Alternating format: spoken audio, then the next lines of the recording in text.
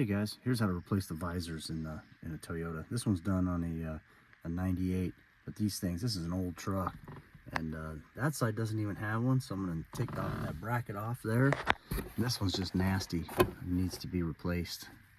I pulled these two off a truck in the junkyard, so now I'm just got some soap and water. I'm going to go ahead and clean them up real good before I put them on there. All right, got these new ones cleaned up and looking like new. Okay, I'm just going to remove these two screws right here, and this thing will just pop out. That thing's nasty. Okay, got the new one here.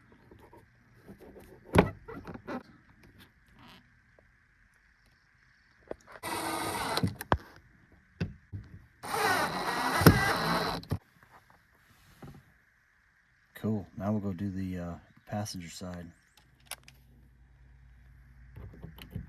I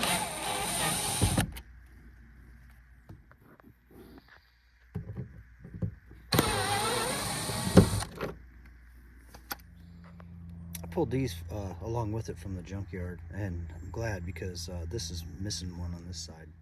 So this thing just has a screw that goes right in there, little poppet connectors there.